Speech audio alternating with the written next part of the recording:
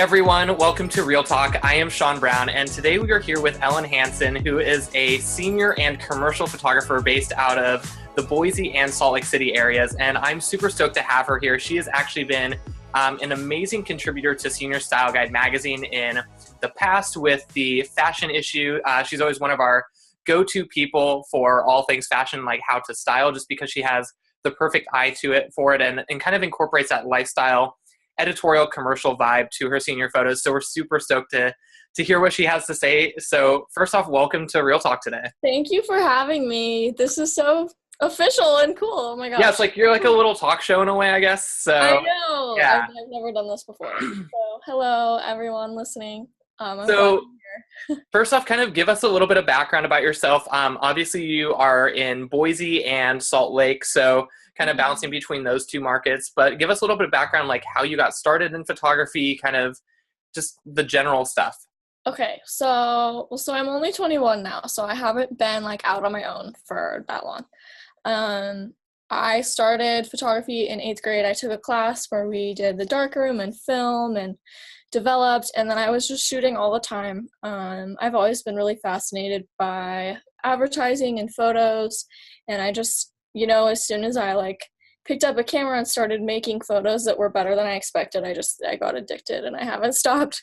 So I was pretty involved in school, in AP classes and stuff, but I tried to just shoot like my family, just literally anything. And then when I was a sophomore in high school, a senior at my school saw my personal blog and she was like, hey, like, would you take my senior photos? I'll pay you $50. And I'm just like, what? What's that? Like, sure, okay. So we did that, and after that, it just sort of snowballed. And every year, it was weird at first because I was younger than my seniors, and then I was the same age.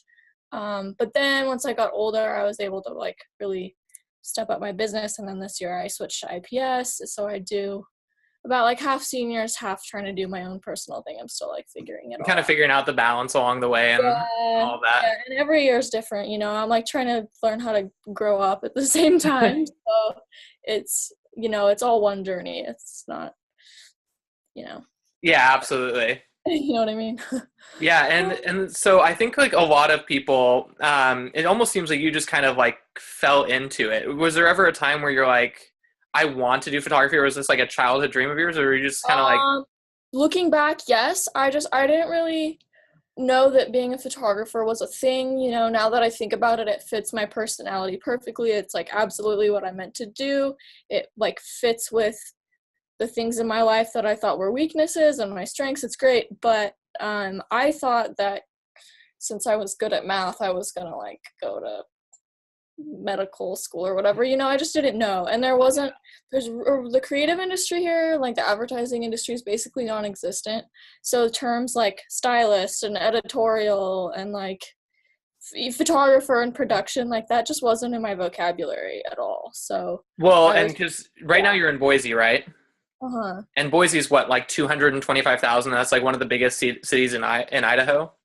It is the biggest city in Idaho, and I think it might be more like 500,000 now. A lot of people move from California to the areas surrounding us, so we're growing a lot. It's a really awesome place, but the resources for young people and creatives are pretty limited. It's growing, but I think that's actually a lot of photographers too can relate to that, because a lot of photographers might be in more rural areas where they're like, my market just can't sustain senior portraits and at like the price that I need to charge to actually like profit and not like be a starving artist and actually run a business. So kind of what were your experiences with that when you were first getting started, maybe building up your prices, building up your clientele, that sort of thing?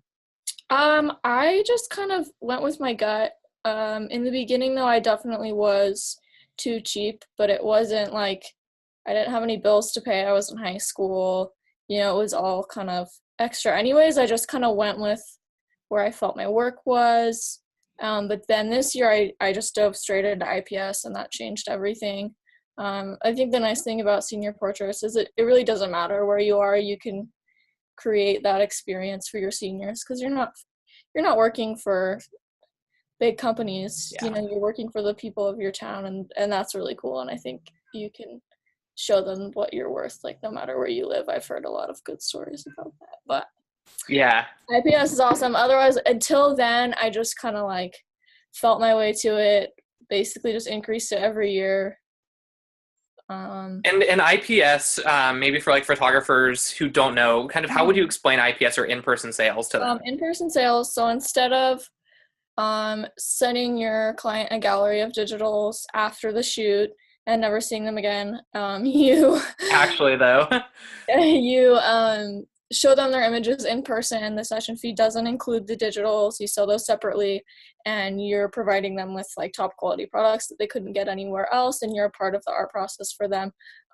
You get to know your clients so much better. That's my favorite thing about it, is you see them at least like 3 or 4 times instead of 1 or 2. Yeah. And you see their reaction to the images. It helps you learn what pictures people like, and it's made me better at culling shoots too. Yeah. And before I was like, oh, I can't choose any of these.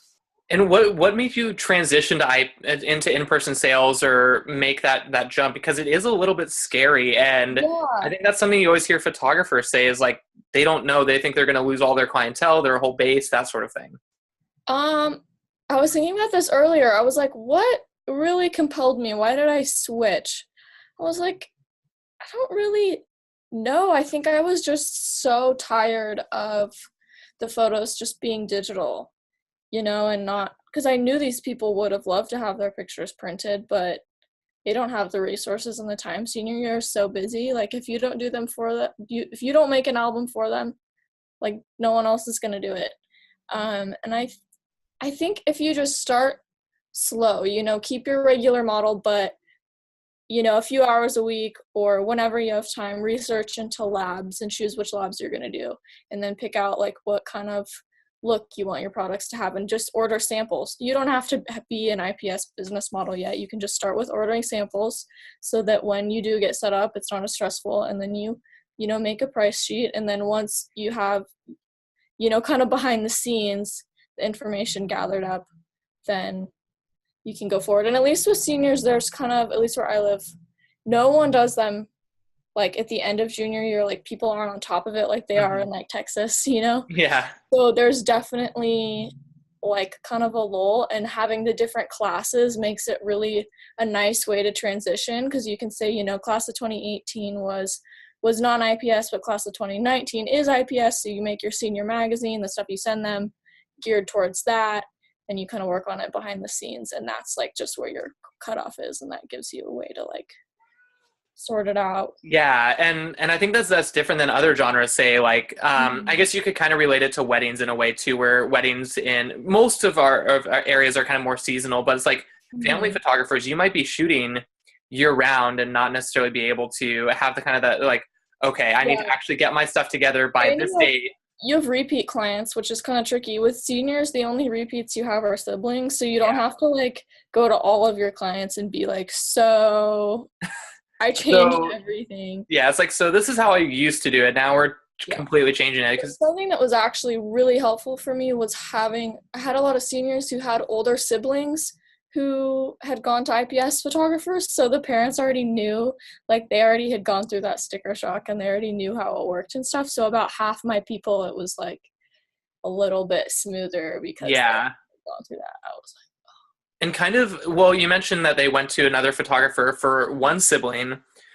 Maybe, do you think that IPS or in-person sales or kind of transitioning to that full service studio, do you think that actually helped you book more clients, or what are your thoughts on that?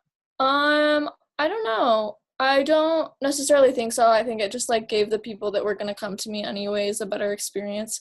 Since it was my first year doing it, there wasn't anything on social media like so-and-so raving about their album or whatever. So, they saw it in my senior magazine, but I think mostly it was the images that drew them in. But over time, I think if I decided to keep doing them and I marketed it, it would help. I mean, definitely the people that did book me were the ones that were maybe more interested in that. Absolutely, I don't know who didn't book me because like they were just like, oh, I don't care. But I do have people that were like really super like thankful for it. So who knows? I might not have gotten them if they yes, but there aren't many options here in Boise. So well, and I think that especially like, I mean, you do have a fairly large city for your clientele base, but at the same time, it's like you're also very small compared to a major city. It's really So manageable. I'm really thankful. yeah, for kind of like what advice would you give photographers that are maybe in like that smaller area where they might not be able to, or I guess what steps did you first take on building that clientele base in a smaller city? Because obviously you don't have as much to market to and as much chances to pull in clientele and whatnot. Well, for me, it was pretty natural because, so like, the first couple years, it's going to be really slow and you're only going to start with who you know, but you just have to trust that if you put in energy, that it's going to snowball from there. So my first few years were only people that went to my high school. But then by about now, no one from my high school are my clients because that's just not where the income was at. So I think if you just like make sure you're having a good time with your seniors and they post, their friends will find out. Just posting on social media, having a place for people to go. I'm really not the expert on because I got really lucky and I really don't know what I would have done if I was in a small town or if I was older and I didn't know any high schoolers. I think once you get in though and you just leverage the people that you do know and the people that you have photographed and you have a relationship with them to the point where they will tell other people about you, then it'll catch on eventually. It just takes time. Yeah, it's just like you need that one person, and as long as you can find that one person, then no, literally this one year, my year, there was one girl there's different high schools, and the different high schools are kind of like different, and I knew about them growing up there, so it was easier for me. And she broke me into a high school that I wasn't in otherwise, and then you'll find that one person there who will kind of break you into the other high school because, yeah, I don't know. Well, it's like, and nowadays with social media, it's like, okay, so so-and-so's on like the cheer team or dance team, and they know like 8 other people that are all like 4 or 5 different high schools. This volleyball girl got me into like other high schools because it wasn't just at the high school. So if you have any seniors who are in extracurricular activities like ballet or volleyball, like club sports and stuff, have them tell their whole team, and they probably know girls that are a year younger or guys, whatever you shoot, that are a year younger, and then you can be like, hey, do you know anyone? And what I've done actually that I think if you're asking for tips, at the beginning of the year, I haven't done this every year, but it's helped. I just did like a group shoot where I just got girls who were in the next class and I just went out and shot with them for fun, like in May or June, like before anyone is thinking about booking, just to start putting it out there, like this is a real person in your high school class. They weren't having to pay anything, so it was like I could just do a model call and get whoever, and I think that's a really good way to like kick off the year. So that's something that I did my first year that also got people wanted to sign up because it was like free photo shoot, but then that was the only time I did that, just that one time. It wasn't like I was doing free shoots, but then that got more people. Well, I think that's a good way to get it started too, and I think that I forget which Real Talk episode it is. I think Chris we might touch on in Tosh's a little bit with the senior models and that sort of thing, but I think that's kind of the same philosophy, is basically showing what you want to shoot and kind of giving them an idea of what style you presented to them as the final product as a photographer. And kind of going off of that, you actually incorporate a little bit more kind of lifestyle editorial work into your senior work. So kind of what inspiration or what inspired you to move towards that direction in seniors rather than the typical senior portrait look? I think it's just because that's how I see people, and that's how I knew that they wanted to be perceived. Being a senior myself, I didn't want like images that were just simple and sitting there. Like that's just not how I saw my friends. Because I just started out photographing my friends, and it was all candids, and that's what the more editorial stuff. That's what makes people go like, wow, anything that's a good picture of them, but not just them looking in the camera smiling. Like, so I try and get people to like just do stuff and just chill and just be who they are. I'm really sensitive to whether or not people look comfortable. I hate it when people look like tense or posed. Yeah. I just create an environment where they're not posing. Maybe they're sitting on a rock just hanging out. I'm like, you're so annoyed The because typical like guy look, like right there, your elbow mom on. to pick you up. Like, you're just chilling. Like, she's not going to be there for 30 minutes. Just relax. Like, you have nothing to do. And then I just, like, talk to them and get in their face and go all around them and stuff. So I think the reason I don't know, that's just how I shoot. I just like candids. They just, like, feel right to me. Yeah. And we have a lot of really good locations here. So that helps. You do. Boise's beautiful. Yeah, there's a lot within a small area, a lot of diversity. So that makes it easier to not have too traditional of photos. You're not having to shoot in like parks and urban settings. So yeah, and then maybe for like those who are listening to this episode, see they're like really struggling. They're like they don't know exactly what to do necessarily for in terms of how to get that candid look. Maybe like what's one or two pointers that you would give them to say this is kind of what I do to draw out that look. Just have a conversation with the people that you're photographing, and don't think about the pictures. Think about like creating a moment. One thing I do, there's a couple of things that I'll do is, I'll just talk to them. I'll ask them what makes them laugh, which is really dumb. I'll say ridiculous stuff. Sometimes I'll ask them to fake laugh. Some people just make themselves laugh. Some people are really impossible to make laugh. It depends on the person. One thing that helps is having another person there that they know. If you ask them to bring their friend and have their friend like do some ridiculous dance behind you or bring up a memory. Another thing is to just be talking to them and not have the camera in their face. And if they start laughing, then pull it up and be like, I think it's always kind of like having that camera ready, like never not having your camera because you never know when that candid moment's going to happen, really. Yeah, kind of like blurring the lines between when you're shooting and when you're not shooting, and like when they're in a pose and when they're not. Just making it really comfortable for them and talking a lot, making it comfortable for yourself. Yeah. Because when you don't have anything to say, it's like, oh, panicking. And then also, like, walking around, when I shoot, I'm like, we're friends, and we're going on a hike, and we're going to stop at random spots and take pictures. Like, that's kind of how I do it. So, like, having them walk towards you instead of, like, pretending to do anything, actually doing it, like, playing with their hair or, have them tell you a story. That sounds, like, kind of strange, but if you can make it not strange, then just talk about anything. Travel is always a good topic. Yeah, and I think that you're great at kind of capturing those moments. And I think it's something that you have to practice and kind of work into, okay, how do I want to accomplish this? And kind of what are the techniques that work for me that can allow me to draw that emotion? I think what you mentioned with basically saying you're going on a hike and we're just going to stop and take pictures along the way is a great way, where it seems like it's a little bit less formal than like, oh, okay, like I have to go into a studio and then have my photo taken. I've never done this before in my life. Oh, but I've gone on hikes with my friends and I've done probably photo shoots with them, because what high school girl hasn't at this point? Yeah, exactly. And then another thing that helps is having enough time.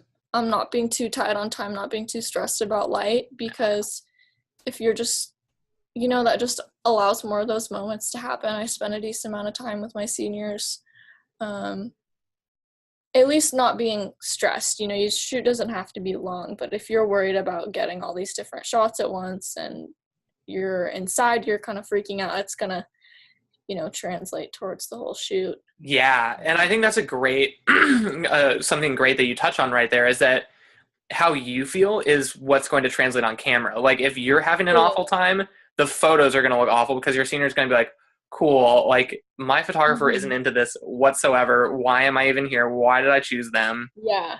And I make fun of myself a little bit. I'm like, just so you know, I'm gonna like talk to myself this whole time. Like every time I change my lens, like it's just how I am. You just gotta kind of like let yourself go a little bit, not be too like self-conscious, and like figure out what helps you. If you need coffee, then always get coffee before, if it gets you excited or whatever. There are definitely shoots where I'm inside, I am like so anxious and I like don't want to be there, or like the light is going wrong, and you just have to like you have to make it work. Not think about it. You have to make it work and you have to pull through. Another thing about getting those like, you know, those candid shots, I was going to say is, it is really hard. And I maybe, you know, in the beginning, I didn't get a lot, and you might just get one per person, but then your portfolio looks like you are really good at it, or you get a lot of them just by getting one per person and adding it up. You know, like, I think the reason some portfolios are so good is it just takes time and like shooting, and you maybe get one amazing shot with each person, but don't put too much pressure on yourself.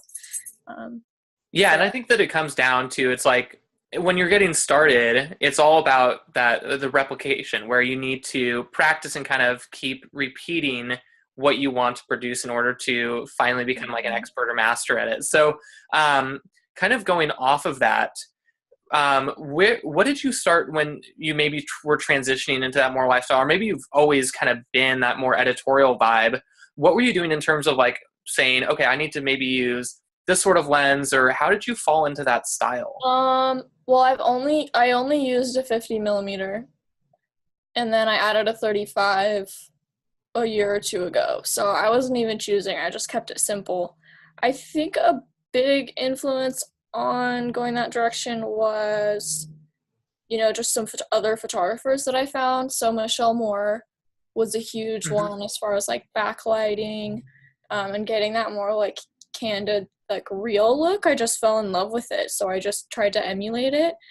And then I liked Amanda Holloway's work a lot at first. It's pretty different than what I do, but there were definitely elements that I took from it. And then Meg Borders, who stopped shooting like a while ago, you know, I would just like look at that work that I really liked and just go like, oh, what is that? And then when I would shoot, I would be like, oh, that kind of looks like their work. Like, I like that. What am I doing? And now I understand like how it all works together. But I think that it comes down to, you said, okay, it's like, ooh, I really liked parts of Michelle's work, or I really liked parts of Amanda's work. What part did I like? And kind of dissecting your own images and saying, ooh, I really like this image. What is it about my own image that I just created that makes me feel that way?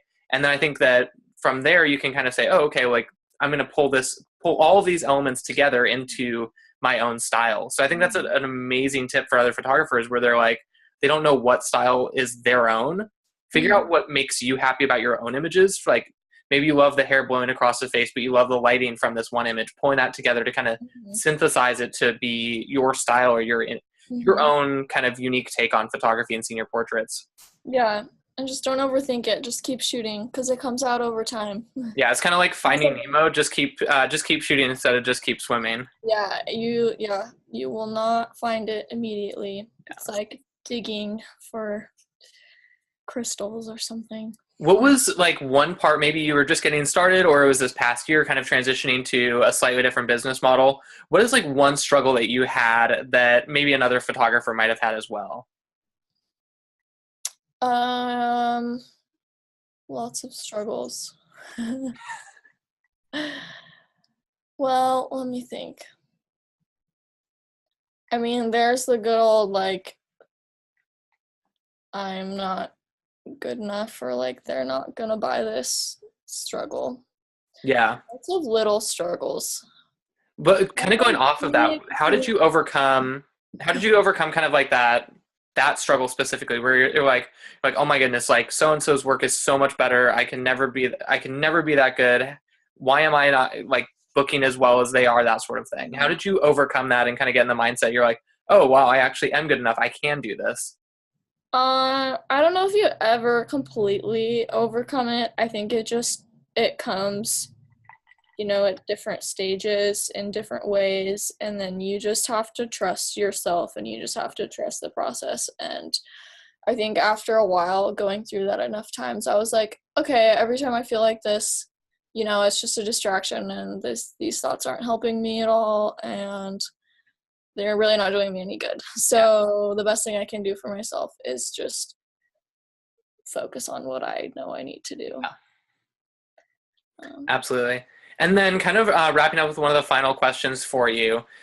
For photographers that are maybe just getting started in senior portraits, or are wanting to incorporate kind of that more editorial lifestyle vibe, maybe even like from styling or anything like that, what's one piece of advice that you would give them to say, like, this is like the first step that I took that I really kind of started to see a difference in how I ran my business or created senior portrait work?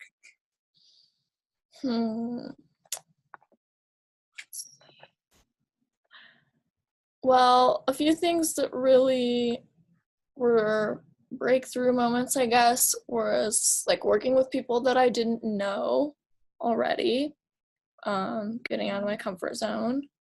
I think, different things are, everyone has different things that are in their comfort zone. So, whatever's out of it, just go for that. I'm trying to think. I'm not I think you always also good. mentioned, I think you mentioned earlier when we were, before we went live, is shooting for yourself a little bit too. Oh, yeah. Yeah. No, with seniors, you have to find people who just want to shoot just for fun. That's the only way you're going to show someone a location is cool or a certain style is worth having is if you do it beforehand. So always, if you want to get into seniors, just get friends who look like seniors or find people who are seniors or juniors. Younger is probably better because then they'll get older and just practice and just do it for fun. Because not everyone's like us and can visualize everything, and they're like, cool, you want to shoot in that location by like that trash can? Awesome. I'm sure that'll look real good. Yeah, and location scouting, yeah, just get someone to go drive around and be like, oh, that looks cool.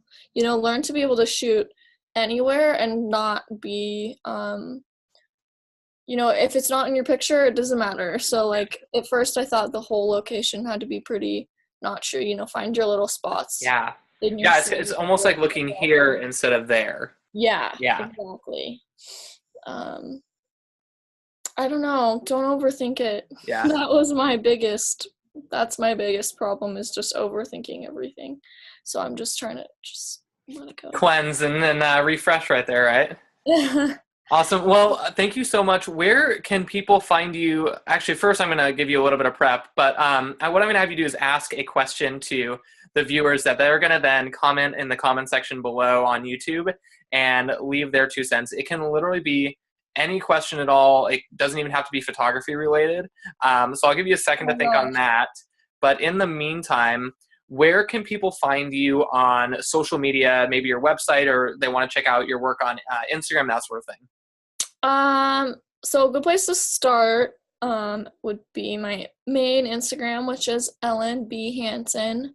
Are you going to include anything so they know how to spell it, or they can I will link it. Yeah, I'll also link it down in the description box too.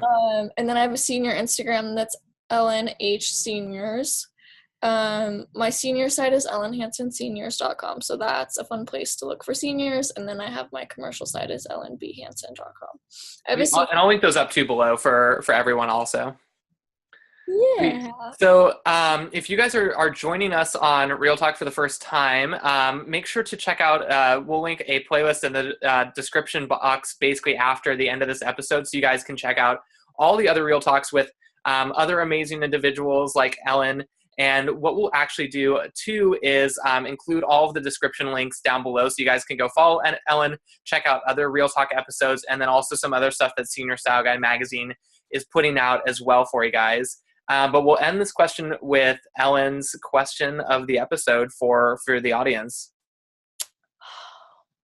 Is it okay if it's really dumb? It can be literally anything. Yeah. Okay, it's your question. If you had to choose and you could only shoot vertically oriented, like portrait, or horizontal landscape, if you had to pick one for the rest of your life, what would it be? I like that one. And honestly, I don't know what my answer is because I love photos that are oriented this way. It's just so classic. I think I would do landscape, to be honest. Calm, but I all of my favorite photos are portrait oriented, and I don't know why. I'm this is a problem. My whole portfolio is See, I'd shoot landscape because then I could cheat and crop portrait style. No, you can't crop though. Oh, okay. I don't know. That's a tough one then. So I don't know if some people like more one or the other. I wanted let's add to your question and why. Why would you shoot that way? Why? Can we do that? Yeah. That's why would you choose point. if you don't want to go through that, then just put your answer. Yeah. So So I'm the kind of person who would not answer it because I don't want to explain why. I think they have to answer. If you're watching this, I challenge you to answer the question below. So we'll see if you want to be a portrait or a landscape shooter, if that's like all you can shoot for the rest of your life. So, well, thank you so much for joining us. It was super awesome having you on and kind of hearing about kind of how you fell into photography. And I love kind of the theme you came back to, where it was like, don't overthink stuff. You just kind of have to like do it and put the effort out to make it happen. So go with your gut. Thank you so much for joining us. And then thank you for having me. It's super awesome. And then we'll see you guys on the next episode of Real Talk. So we'll see you later, guys.